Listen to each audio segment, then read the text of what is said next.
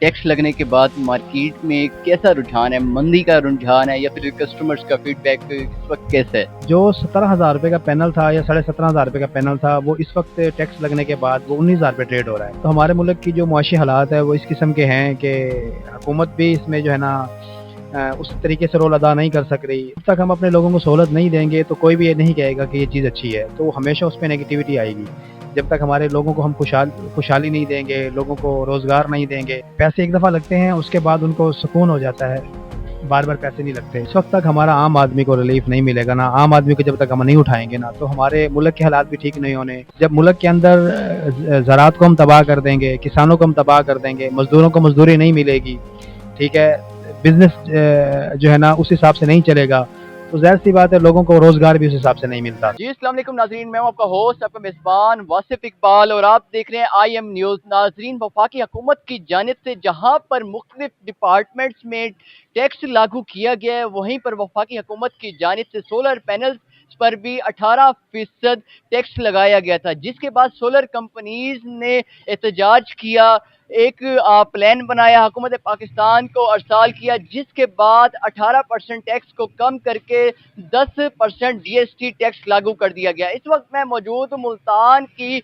Solar panels market में, electronics की market में। यहाँ पर हम जानते हैं कि सोलर पैनल्स पर 10% टैक्स लागू करने के बाद इस वक्त मार्केट में सोलर पैनल्स की कीमत क्या चल रही है और आवाम का क्या रिस्पॉन्स है, तो आइए चल के जानते हैं। जी अस्सलाम वालेकुम।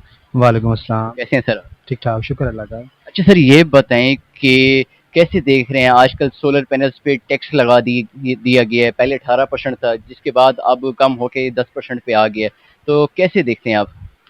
देखें, ये टैक्स जो लगाया है हुकूमत ने, ये प्रमोट करना चाह रहे हैं आपकी लोकल इंडस्ट्री को, ताकि जिस तरह हमारे मुल्क के अंदर पैनल की खपत है, जितना पैनल्स हमारे मुल्क में लग रहा है अल्हम्दुलिल्लाह, तो ये चाह रहे हैं कि इंडस्ट्री शिफ्ट की जाए पाकिस्तान के अंदर, जो लोकल मैन्युफैक्चर है उसको सपोर्ट किया जाए, ताकि इंपोर्ट के ऊपर इन्हिसार कम किया जाए।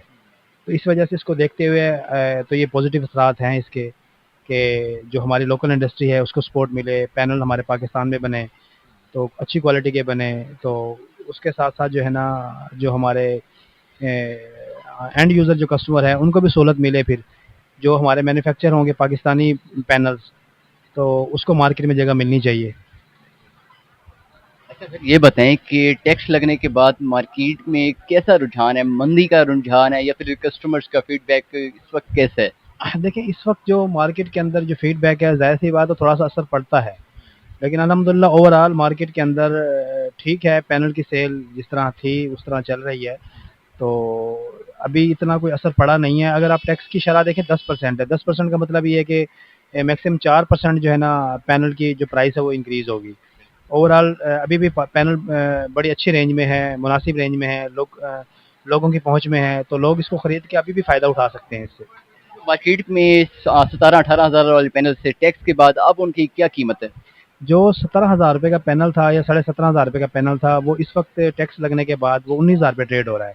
19,000 के राउंड अबाउट जो है ना, वो इस तरह जिनको का पैनल है या लॉन्जी का, कैनेडियन का जो पैनल है, वो 19,000 के राउंड अबाउट सेल हो रहा है इस वक्त। जी। ये बताएं कि ये जो टैक्स है सिर्फ सोलर पैनल्स पे है या फिर इसके अलावा जो बैटरीज हो गई और इन्वर्टर्स हो गए उन पे भी है? नहीं नहीं, ये जो सिर्फ टैक्स लगा है वो सिर्फ सोलर पैनल्स के ऊपर लगा है। लिथियम बैटरीज के ऊपर और इन्वर्टर्स के ऊपर तो पहले भी टैक्स था, उनके ऊपर ड्यूटीज़ भी हैं इन्वर्टर्स पे। तो सोलर पैनल पे ही सिर्फ ये टैक्स आयद हुआ है। इसके अलावा दूसरे इन्वर्टर या बैटरीज के ऊपर इसका कोई इसके ऊपर कोई वो जो है ना असर नहीं पड़ा है। ये बताएं कि इस बजट में और भी बहुत सारी चीज़ों पे टैक्स लगाए गए, तो आप इस बजट को कैसे देखते हैं? क्या ये आवाम दोस्त बजट था या फिर आवाम के हक में बेहतर नहीं था? देखें, बजट अगर आप ओवरऑल पूरे पाकिस्तान की हिस्ट्री देखें तो कोई भी इससे मुतमईन नहीं होता कि ये बजट अच्छे होते हैं। तो हमारे मुल्क की जो मुआशी हालात है वो इस किस्म के हैं कि हुकूमत भी इसमें जो है ना उस तरीके से रोल अदा नहीं कर सक रही। तो इसी तरह जो है हमारा जो आम पाकिस्तानी है, उसके हालात भी कोई इतने अच्छे नहीं हैं जो उसको अफोर्ड करे। तो जब तक हम अपने लोगों को सहूलत नहीं देंगे तो कोई भी ये नहीं कहेगा कि ये चीज़ अच्छी है, तो हमेशा उस पे नेगेटिविटी आएगी। जब तक हमारे लोगों को हम खुशहाली नहीं देंगे, लोगों को रोज़गार नहीं देंगे, लोगों को वसाइल नहीं देंगे, तब तक हमें पॉजिटिव असरात नज़र नहीं आएंगे किसी चीज़ में भी। अच्छा सर, ये बताएं कि थोड़ी सी और नॉलेज लेना चाहेंगे, अगर एक घर है जहाँ पे 3 एक कमरे हों, तो वहाँ पे कितना किलोवाट का जो सोलर सिस्टम है लगाना चाहिए? देखें, अभी जो मिडिल क्लास फैमिली है ना, वो 3 किलोवाट के सोलर पैनल के ऊपर उसका इजीली गुजारा हो जाता है, जिसके ऊपर आपका एक फ्रिज, 4 से 5 पंखे, 4 से 5 लाइटें इजीली चल जाती हैं। ठीक है ना? तो 3 किलोवाट का जो आपका सिस्टम है पूरा, वो 2.5 लाख के राउंड अबाउट आराम से लग जाता है, जिसपे अगर इसमें हम देसी इन्वर्टर की बात करें तो उसमें कितनी कॉस्ट पड़ेगी? देखिए, देसी इन्वर्टर वक्ती तौर पे तो आपको सस्ता लगता है, लेकिन उसकी जो वर्किंग है वो इतनी अच्छी नहीं होती जैसे कंपनी के इन्वर्टर्स की होती है। कंपनी के इन्वर्टर तमाम चीज़ों को मद्देनज़र रखकर जो है ना वो डिज़ाइन किया जाता है, तो उसकी एफिशिएंसी ज़्यादा होती है, उसकी लाइफ ज़्यादा होती है, उसकी प्रोडक्शन अच्छी होती है। तो हम भी लोगों को मशवरा यही देते हैं कि आप देसी से बेहतर है कि आप क्वालिटी पे जाएँ। पैसे एक दफ़ा लगते हैं, उसके बाद उनको सुकून हो जाता है, बार-बार पैसे नहीं लगते रिपेयरिंग पे। ये बताएं कि अगर इन सब चीज़ों के साथ अगर कोई बंदा अपने एसी वगैरह को भी चलाना चाहे तो उसके लिए कितने किलोवाट का सिस्टम लगाना बेहतर होगा? अगर आप एक घर में 1 डेढ़ टन का एसी, एक फ्रिज और 4 से 5 पंखे चलाएँ तो उसपे 4 किलोवाट इनफ है। 4 किलोवाट के ऊपर आपका 1 डेढ़ टन का एसी, 4 से 5 पंखे, लाइटें ईज़िली चल जाती हैं, जो कि मैक्सिमम साढ़े 3 लाख रुपए के राउंड अबाउट में सिस्टम आपका पूरा इंस्टॉल हो जाता है। अच्छा, हम एक सिस्टम लगाते हैं जिसमें कि 6 किलोवाट का सिस्टम हो, 10 एक प्लेटें लगा ली, तो ये सिस्टम कितने अरसे तक रिलायबल है, कब तक ये चल जाती है? देखिए, इसमें डिपेंड करती है 2 चीज़ें, एक पैनल्स और एक इन्वर्टर। अब पैनल्स की जो हमारी लाइफ है ना, वो मैक्सिमम कंपनी 25 साल देती है, जो ए ग्रेड पैनल, जो टियर 1 के पैनल जितने भी हैं, उनकी सबकी लाइफ जो है ना वो 25 साल है। बाकी इन्वर्टर पे है, इन्वर्टर पे डिपेंड करता है उसकी जो है ना मेंटेनेंस पे। अगर इन्वर्टर को प्रॉपर्ली मैनेज किया जाए, उसकी सफाई-सुथराई का ख़्याल किया जाए, ठीक है, उसकी महीने में 1 दफ़ा सफाई कर लें, तो उसकी लाइफ भी मैक्सिमम 10 साल है। तो वो भी 10 साल अपनी लाइफ निकाल जाता है ईज़िली। एट द एंड हुकूमत पंजाब और वज़ीर आला पंजाब को कोई पैगाम देना चाहेंगे कि आवाम को ज़्यादा से ज़्यादा रिलीफ दें? देखें, जिस वक़्त तक हमारा आम आदमी को रिलीफ़ नहीं मिलेगा ना, आम आदमी को जब तक हम नहीं उठाएँगे ना, तो हमारे मुल्क के हालात भी ठीक नहीं होने, हमारे बिज़नेस के हालात भी ठीक नहीं होने। आम आदमी को जब रोज़गार मिलेगा ना, आम आदमी को जब सहूलत मिलेंगी, तो वो महँगी चीज़ को भी खरीद लेगा। जब मुल्क के अंदर ज़राअत को हम तबाह कर देंगे, किसानों को हम तबाह कर देंगे, मज़दूरों को मज़दूरी नहीं मिलेगी, ठीक है, बिज़नेस जो है ना उस हिसाब से नहीं चलेगा, तो ज़ाहिर-सी बात है लोगों को रोज़गार भी उस हिसाब से नहीं मिलता। जब लोगों को रोज़गार मिलता है, लोगों को सहूलतें मिलती हैं, तो लोग ₹5 वाली चीज़ ₹6 में भी परचेज़ कर लेते हैं।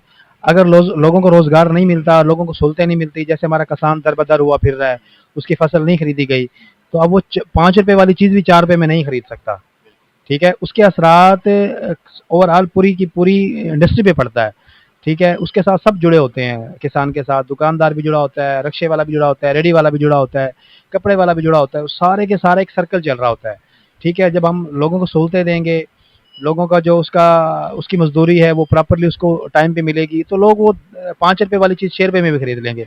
अगर हम लोगों को सहूलतें नहीं देंगे, लोगों को जॉब नहीं देंगे, लोगों को जो जो किसान ने फसल उगाई है, उसका हम प्रॉपर्ली जो है ना उसको उसका हक नहीं देंगे, तो वो ₹5 वाली चीज़ ₹4 में भी नहीं खरीद सकता वो।